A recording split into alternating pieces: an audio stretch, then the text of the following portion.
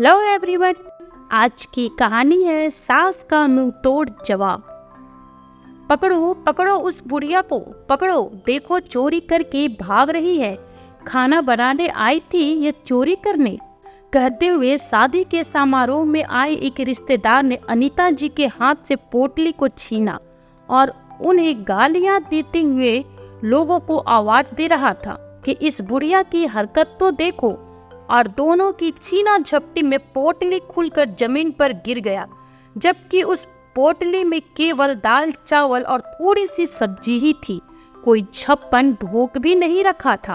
अनीता जी ने तभी पंकज जी, जिनकी बेटे की शादी का समारोह हो रहा था, वो भी वहां पहुंच गए। उसने जब देखा एक बुढ़िया खाना लेकर जा रही है तो उसे बड़ा आश्चर्य हुआ और खाना में केवल सादा दाल चावल और थोड़ी सी सब्जी थी। उसने खाना को ध्यान से देखा तो उसने अपना दिमाग लगाया कि आखिर यह औरत सिर्फ सादा खाना ही लेकर क्यों जा रही है, और वह भी छुपाकर, जबकि यहाँ तो 56 भोग अर्थात एक से बढ़कर एक नई डिश बने हैं। हो न हो जरूर यह किसी मजबूरी की मारी है। और उसने याद करने की कोशिश किया कि यह कौन हो सकती है, क्योंकि उनका चेहरा उसे जाना पहचाना सा लग रहा था। तब उसे याद आया कि अरे यह तो अनीता चाची है, उनके पड़ोस में रहती थी। जब नारायण चाचा जी की शादी होकर आई थी तब पंकज बहुत छोटा था, लेकिन रोजी रोटी कमाने के लिए सब गांव से शहर गए तो वही के होकर रह गए।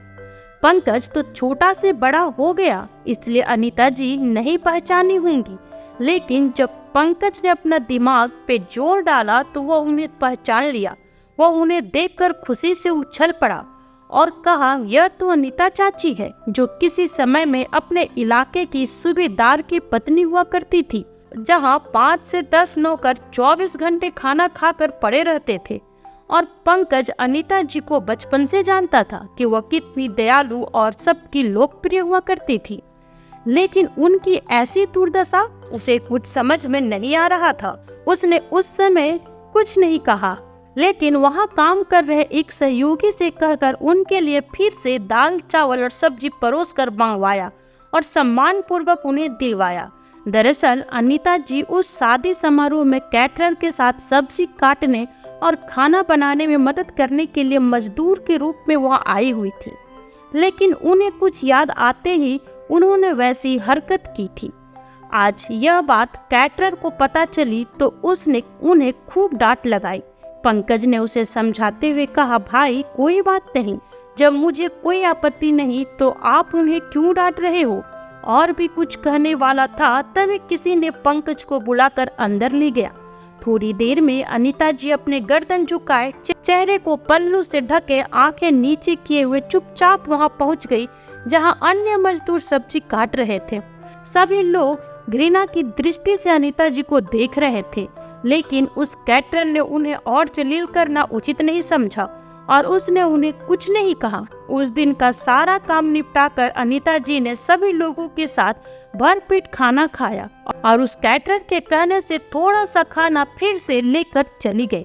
पंकज भी अपनी बेटे की शादी में इतनी व्यस्त हो गया कि उसे ध्यान ही नहीं रहा कि उसे बाद में अनीता जी से इत्मीनान से मिलना था, मिलकर बातें करना था। लेकिन जब तक उसके घर के समारोह होते रहे तब तक बहुत देर हो चुकी थी और वो वहां से जा चुकी थी। कैटरर भी अपना सामान लेकर जाने लगा।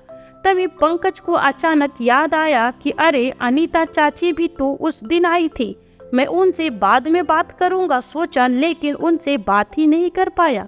क्यों नहीं कैटरर से उनका एड्रेस पूछ लिया जाए, आखिर क्या हुआ उनके साथ यह तो पता लगाया जाए। वह दौड़कर उस कैटरर के पास गया और उससे पूछा तो वह बोला, साहब मुझे नहीं मालूम कि वह बुढ़िया कहाँ रहती है। उसे जब जब जरूरत रहती है तो वह सिग्नल के पास आकर बैठ जाती है, मैं उसे वहीं से उठाकर ले आता हूँ, फिर वह कहाँ जाती आती है मुझे नहीं मालूम। पंकज बोला, भाई वह जब भी मिले मुझसे जरूर मिलवाना। क्यों साहब, वह कोई खास है क्या? पंकज ने उसे कहा, अब तुझे क्या बताओ भाई, वह खास से भी ज्यादा खास है। तो फिर आपने उस दिन क्यों नहीं कुछ कहा? उस कैटरर ने कहा, अरे सबके सामने उन्हें चाची कहकर संबोधित करता और मेरी रिश्तेदारी बता देता तो वो शर्म के मारे मर ही जाती, क्योंकि वो बहुत ही ज्यादा दयालु और कुलीन परिवार से संबंध रखती है। क्या बात कर रहे साहब, कैटरर ने कहा। हाँ भाई, तुझे यकीन नहीं होता तो सुन, उनका नाम अनीता है। हम उन्हें मुखिया चाची कहकर पुकारते थे। वह अपने समय के सूबेदार की पत्नी हुआ करती थी। वो बहुत ही दयालु किस्म की महिला थी नहीं बल्कि है, अभी भी वो बहुत दयालु है। कैटरर बोला, हाँ भाई, यह बात तो आपने सही कहा।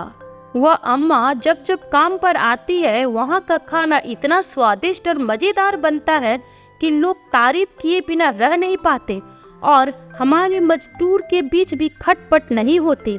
इधर अनीता जी के पति गोपाल राय जी, जो कि अब नाम के सूबेदार रह गए थे, वो एक खंडहर मकान में जीवन और मौत की लड़ाई लड़ रहे थे। अनीता जी उनके पास थोड़ा सा खाना रखकर उनके लिए दवाई लेने गई हुई थी। उसी समय उन्हें खांसी इतने जोरों की आई कि वह उस खांसी के अटैक को बर्दाश्त नहीं कर पाए और चारों हाथ पर छटपटाने लगे, जिसके कारण उनके पास रखा खाना भी नीचे गिरकर फैल गया, जो खाने लायक नहीं रह गया। जब अनीता जी दवाई लेकर वापस आई तो देखा गोपाल जी बेहोश पड़े हुए हैं और उनके आसपास रखे सामान बिखरे हुए हैं, तो बहुत घबरा गई। वो बदहवास सी रोती हुई ऑटो रिक्शे के लिए सड़क की ओर भागी ताकि उनके पति को जल्दी से अस्पताल लेकर जा सके। तभी इत्तेफाक से पंकज अपनी कार से उसी तरफ काम से जा रहा था। अनीता जी को इतना भी ध्यान नहीं था कि सामने से कार आ रही है। वो पंकज की कार के सामने आ गई। ड्राइवर ने कार रोका और अनीता जी के ऊपर चिल्लाने लगा, अगर मरना है तो क्या मरने के लिए मेरी ही कार मिली थी? चल हट बुढ़िया यहाँ से, अगर दोबारा ऐसी हरकत की तो सच में चढ़ा दूंगा तेरे ऊपर।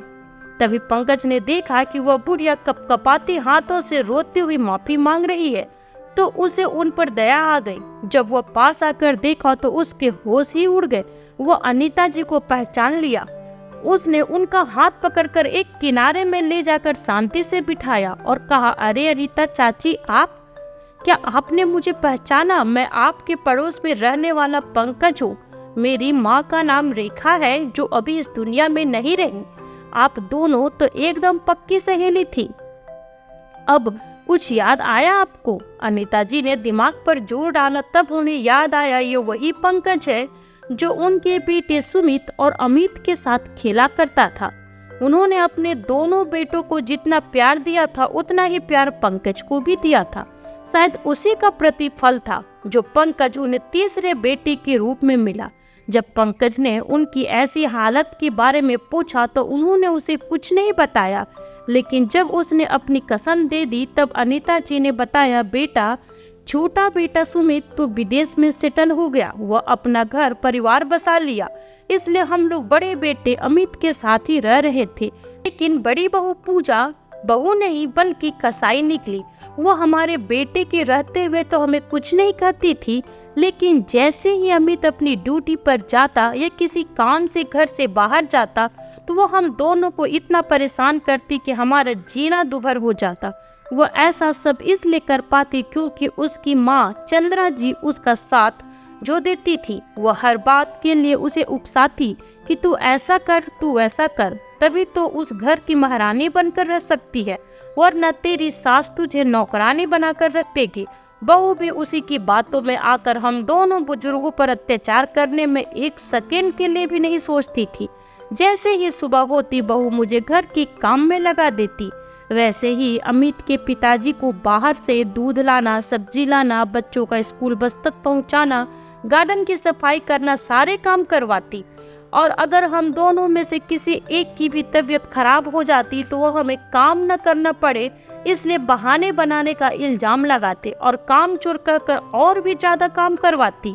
और अगर हमें थोड़ी सी भी नानुकुर की तो वह हाथ भी उठा देती और धमकी देती कि अगर अमित को बताया तो खाना पीना तो बंद ही कर देगी और इस घर में भी नहीं रहने देगी। हम दोनों बूढ़े हो चुके थे, इसलिए डरते थे कि अब इस उम्र में आखिर कहाँ जाएंगे, इसलिए अमित से कुछ नहीं कहते। लेकिन हद तो तब हो गई जब एक दिन अमित को ऑफिस की तरफ से किसी काम के सिलसिले से विदेश जाना था और वो 2 महीने बाद ही वापस आने वाला था। ने मिठाई का डिब्बा लाकर सबसे पहले हमारे हाथ में थमाया और कहा, माँ, पिताजी, आपके बेटे का प्रमोशन होने वाला है, लेकिन 2 महीने के लिए विदेश जाना होगा। उसके बाद वापस आते ही मेरा प्रमोशन हो जाएगा और मेरी तनख्वाह भी 3 गुना बढ़ जाएगी। माँ, पिताजी, आप दोनों खुश तो है ना?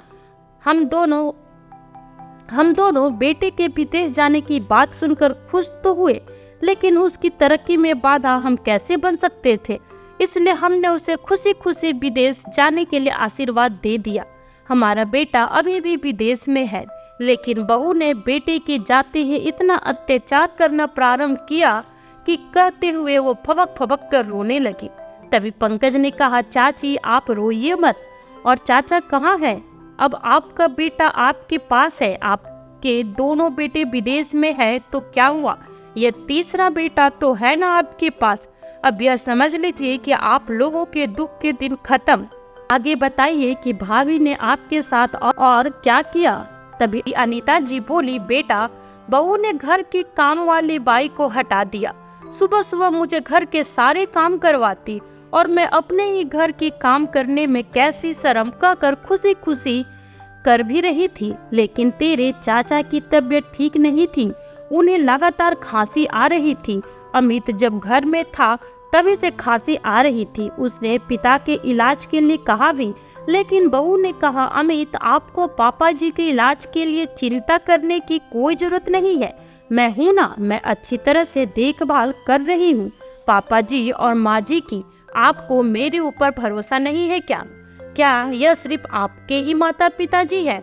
और हमें धमकी दे रखी थी कि अगर हमने मुंह भी खोला तो वो हमें घर से धक्के मारकर बाहर निकाल देगी। इसलिए हम लोग डर के कारण अमित से कुछ भी नहीं बोल पाए और उसके सामने खुश रहने का नाटक करने लगे। एक दिन बहू के मायके वाले आए थे कि माँ, बहन और कुछ सहेलियां भी आई थीं। तेरे चाचा को बहू ने कहा था कि वो अपने कमरे से ना निकले और मुझे रसोई में अपने मायके वालों के लिए नाश्ता बनाने के लिए लगा दिया। मैं नाश्ता बनाने में लगी रही और उधर तेरे चाचा को इतनी खांसी आई कि उन्हें उल्टियां होने लगी और वो पानी मांगने के लिए बाहर निकल गए और थोड़ी उल्टी बाहर भी हो गई। अब क्या था, बहू आओ देखी न ताओ। बहू का गुस्सा 7वें आसमान पर चढ़ गया था। उसने गुस्से से आंखों के इशारे में मुझे उन्हें अंदर ले जाने के लिए कहा। मैं जल्दी जल्दी उन्हें पकड़कर अंदर ले गई, उन्हें पानी दिया और उनकी उल्टियों को साफ किया। उनकी बहन, माँ और सहेलियां नाक मुंह सिकुड़ाने लगी। तभी एक सहेली ने कहा, छी यार पूजा, तू इस गंवार के साथ कैसे रह लेती है? किसी ने कहा, अरे यार, यह लोग तो नौकर रखने लायक भी नहीं है, फिर तू इन्हें क्यों झेल रही है? किसी ने कहा, यार, मैं तो ऐसे बूढ़े लोगों को 1 सेकंड में बर्दाश्त नहीं कर सकती। तभी किसी ने कहा, यार पूजा, आखिर ये लोग कौन है, इन्हें अपने माथे पर बैठा रखी हो।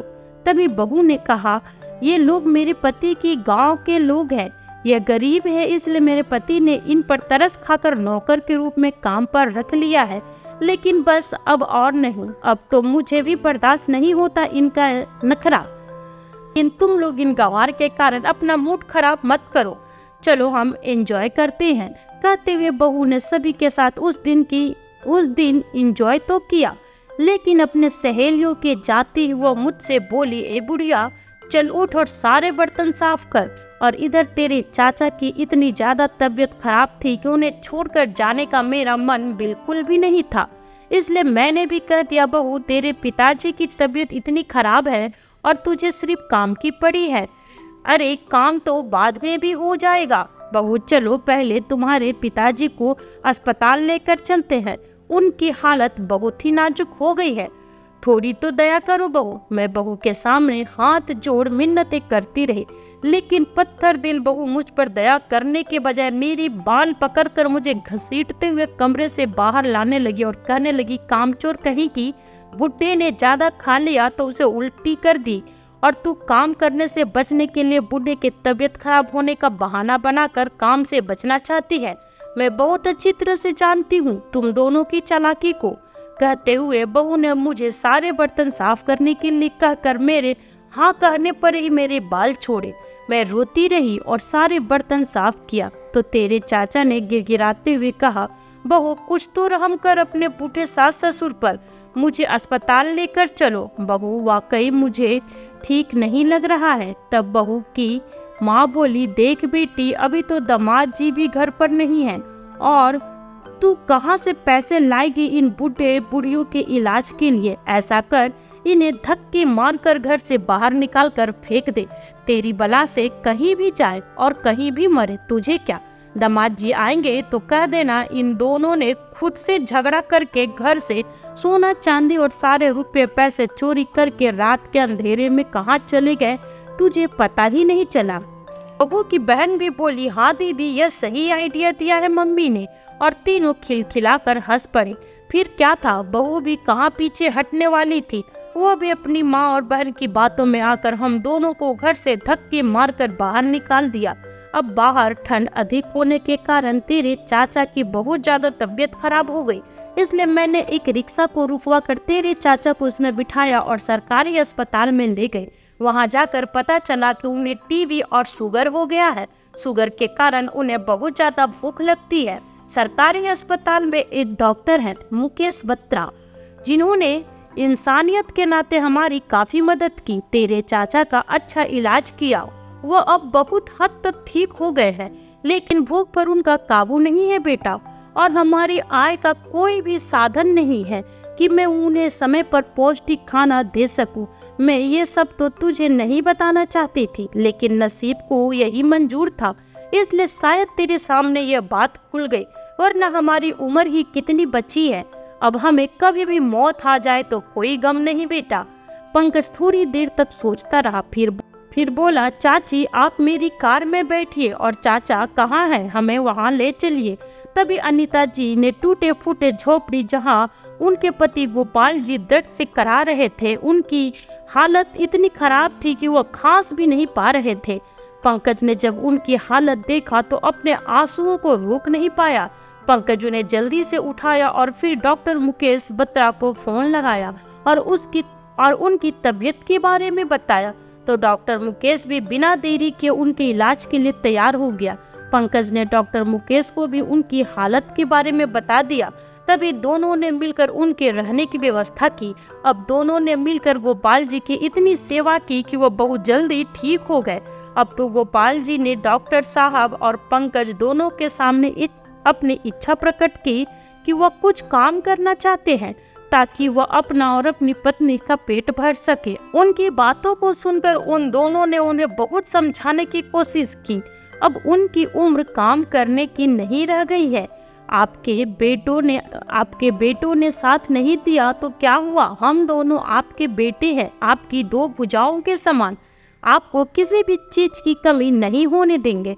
लेकिन गोपाल जी ने कहा, बेटा तुम्हारे विचारों और तुम्हारे प्यार से सराबोर प्रस्ताव का मैं सम्मान करता हूँ, लेकिन तुम ही सोचो, जो इंसान जीवन भर काम करके खाया हो और वो अभी से आराम फरमाए तो बताओ उसके हाथ पैर जाम नहीं हो जाएंगे। इसलिए मेरे बच्चों, मैं तुमसे विनती करता हूँ कि मेरे लिए छोटे मोटे काम ढूंढ दो। तब मजबूरन पंकज ने अपने पास ही उन्हें काम पर रख लिया। पंकज उस शहर का जाना माना डीलर था, इसलिए उसने एक शोरूम को गोपाल जी के हिस्से में दे डाला और वह शोरूम का लेन देन हिसाब किताब देखेंगे। बाकी और अन्य कामों के लिए सुपरवाइजर और अन्य कर्मी रखे हुए थे। गोपाल जी अनुभवी व्यक्ति थे, उनके अनुभव से वह शोरूम दिन दुगनी रात चौगनी तरक्की करने लगा। और एक दिन ऐसा आया कि पंकज की सारी प्रॉपर्टी में से सबसे कीमती और नंबर 1 पोजीशन में वही शोरूम हो गया। एक दिन उस शोरूम में ऑफर निकाला गया, इसलिए लोगों की भीड़ उमड़ पड़ी। जो भी ब्रांडेड चीज थे सभी के दाम आधे कर दिए गए थे। इस भीड़ में गोपाल जी के बेटी बहू भी आए हुए थे, क्योंकि जब से उनकी बहू पूजा ने उन्हें घर से निकाला था तभी से उनकी उल्टी गिनती शुरू हो गई थी। अमित की ड्यूटी भी छूट गई थी। अब पूजा को घर चलाना भी बहुत मुश्किल हो रहा था। वह दोनों तो ऑफर के लालच में कम दाम में कुछ अच्छा मिल जाए इसलिए इतने बड़े शोरूम में आए थे। बम्पर ऑफर शुरू होने से पहले पूजा अर्चना की जानी थी और चीफ गेस्ट के हाथ से फीता भी कटवाना था। लोग बड़े उत्साहित थे कि वह कौन शख्स है जो इतने बड़े शोरूम का फीता काटेगा। जब पूजा अर्चना हो गई तो पंकज और उसके परिवार के सभी लोगों ने पूजा अर्चना की, लेकिन जब फीता काटने की बारी आई तो गोपाल जी और अनीता जी चमचमाती कार से उतरकर सीधे वहां पहुंचे जहां चीफ गेस्ट के आगमन का अनाउंसमेंट हो रहा था। जैसे ही वह दोनों वहां पहुंचे, तालियों की गड़गड़ाहट से पूरा हॉल गूंज उठा। सभी ने उनका स्वागत बहुत ही उत्साह के साथ किया। अमित ने जब अपने पिताजी को नए कोट सूट में और अपनी माँ को चमचमाती सिल्क साड़ी पहने देखा तो उसकी आंखें फटी की फटी रह गई। वहीं पूजा को तो विश्वास ही नहीं हो रहा था कि ये चीफ गेस्ट कोई और नहीं बल्कि उसके ही सास ससुर हैं, जो कुछ दिनों पहले फटे हाल थे, लेकिन आज उन्हें इस रूप में देखकर उसकी आंखों के सामने तो अंधेरा छाने लगा। अमित अपने पापा के पास जाकर उनसे बात करने की कोशिश की तो सोचा, लेकिन फिर इतने बड़े समारोह में इस तरह मिलना उसे ठीक नहीं लगा और वह कुछ देर के लिए शांत हो गया। फीता कटिंग करने के बाद गोपाल जी और अनीता जी दोनों अपने कैबिन की ओर जाने लगी तो अमित उनके पीछे पीछे दौड़कर जाने लगा और पिताजी पिताजी कहता हुआ चिल्लाने लगा। तभी उनके पीछे चल रहे उनके सेक्रेटरी बोला, अरे आप कौन हैं और किसे पिताजी पिताजी कहकर चिल्ला रहे हैं? तभी अमित रोता हुआ बोला, वो जो साहब सामने जा रहे हैं वही मेरे पिताजी हैं, प्लीज उनसे मेरी बात करवा दो। तभी सेक्रेटरी बोला, अच्छा पैसे वाला देखा नहीं कि आपको रिश्ते याद आ गए, चलिए हटिए यहाँ से। हो सकता है आपके पिताजी की शक्ल इनसे मिलती होगी, लेकिन यह आपके पिताजी नहीं है, क्योंकि जहाँ तक मुझे मालूम है उनके बेटे तो हमारे मालिक पंकज सर और डॉक्टर मुकेश सर हैं। पंकज और मुकेश का नाम सुनकर अमित दंग रह गया और उसने उस सेक्रेटरी का पैर पकड़कर बोला, भाई मैं सच कह रहा हूँ, वो मेरे पिताजी हैं, मुझसे कोई गलती नहीं हुई है, प्लीज आप एक बार उनसे मेरी बात करवा दीजिए।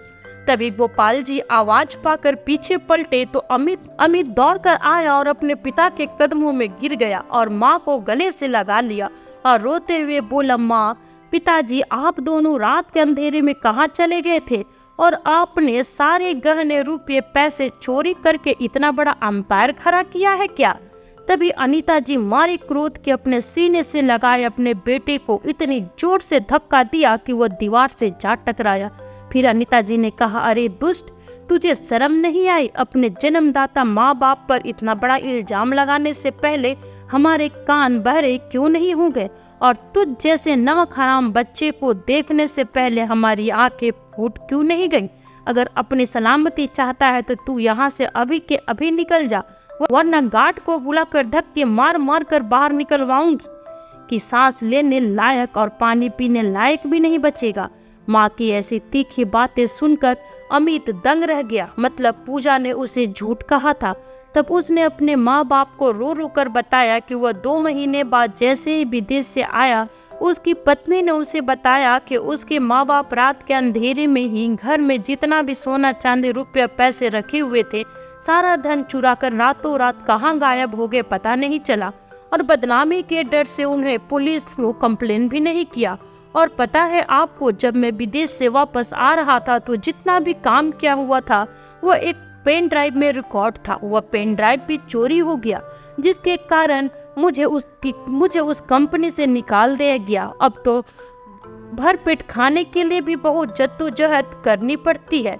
तभी वहाँ पंकज आ गया और अमित से कहा, अरे तुम कौन हो भाई और मेरे पिताजी के पास क्या कर रहे हो? अमित बोला, पंकज तूने मुझे नहीं पहचाना? मैं अमित, तेरे बचपन का दोस्त। हम दोनों बचपन में एक दूसरे के बिना नहीं रहते थे। हाँ, और आज बीवी आने के बाद दोस्त क्या माँ बाप को भी भूल गया? कहकर पंकज ने अमित को 2 थप्पड़ गाल पर जड़ दिया। तभी गोपाल जी बोले, हाँ बेटा, यह काम मुझे पहले कर देना चाहिए था, तब शायद हम लोगों को दर दर की ठोकरें नहीं खानी पड़ती और ना ही हम लोग चोर कहलाते। इसने एक बार भी अपने माँ बाप को ढूंढने की कोशिश नहीं की, न ही यह पता लगाने की कोशिश की कि क्या सच में इसके माता पिता चोरी कर सकते हैं या कोई और। अब अमित को समझ में आ गया कि उसकी पत्नी की माँ बहन नए नए गहने और कपड़े कहाँ से पहनते थे। तब पंकज ने उसे वह सारी बातें बताई कि किस तरह से उसके माँ पिताजी को उसकी पत्नी ने घर से धक्के मारकर बाहर निकाल दिया था और यह दोनों बुजुर्ग बीमारी के हालत में कितनी परेशानियों का सामना करके आज इस मुकाम तक पहुँचे हैं। अब अमित को सारा माजरा समझ आ गया कि यह पूजा उसकी माँ और उसकी बहन की चाल थी और उसे झूठ बोल दिया गया था। तभी वहाँ खड़ी भीड़ को हटाते हुए पूजा और उसकी माँ, बहन, गोपाल जी और अनीता जी के सामने आई। अपनी पत्नी को सामने देखकर अमित गुस्से से अपना आपा खोते हुए पूजा के गाल पर लगातार 4-5 थप्पड़ जड़ दिया और बालों को खींचते हुए अपनी माँ पिताजी के पैरों में पटक दिया। पूजा समझ गई कि अब माफी मांगने के सिवा उसके पास कोई और चारा नहीं था। उसने तुरंत ही अपनी सास का पैर पकड़ लिया और रोते हुए बोलने लगे, मुझे माफ कर दीजिए माँ पिताजी, मैंने आप लोगों के साथ बहुत गलत किया। मैं अपनी माँ और बहन के सिखाए हुए बातों में आ गई जो मैंने इतना घटिया काम किया। अपनी बेटी के मुंह से ये बातें सुनकर पूजा की माँ और बहन को उस पर बहुत गुस्सा आया। तभी अनीता जी अपना पैर पीछे खींचते हुए बोली, तू जैसे घटिया बदतमीज लड़की को अपनी बहू बोलते हुए मुझे शर्म आ रही है और तुमने जो किया है उसकी सजा तो तुम्हें ऊपर वाले ने दे दिया है। और रही माफी की बात तो इस जन्म में तो मैं तुम्हें माफ करने वाली नहीं। इतना कह अनीता जी अपने पति गोपाल जी का हाथ पकड़ अपने ऑफिस के कैबिन में चले गए। वहां खड़े सभी लोगों ने जमकर पूजा, अमित और पूजा के माँ को बातें सुनाई। पूजा ने जब उठने के लिए अपने पति की ओर अपनी हाथें बढ़ाई तो अमित उससे अपने सारे रिश्ते तोड़ने की धमकी देते हुए उसे वहां रोता छोड़कर चला गया। फिर जब पूजा अपने पश्चाताप के आंसू आंखों में लिए हुए अपनी माँ और बहन की तरफ देखा तो वे लोग भी उससे एहसान फरामोश कर बिना अपने साथ लिए चले गए। पूजा वहीं बैठे अपने किए कर्मों पर पछताती हुई फबक फबक कर रोती रह गई। तो दोस्तों, इसलिए कहा जाता है कि इंसान को सोच समझकर अपने कर्म करने चाहिए। तो दोस्तों, कैसी लगी आपको आज की कहानी? कमेंट करके जरूर बताइए। साथ ही लाइक एंड सब्सक्राइब करना बिल्कुल ना भूलें। फिर मिलती हूँ आपसे न्यू वीडियो में एक नई कहानी के साथ। तब तक अपना ख्याल रखें और स्वस्थ रहें। Bye bye.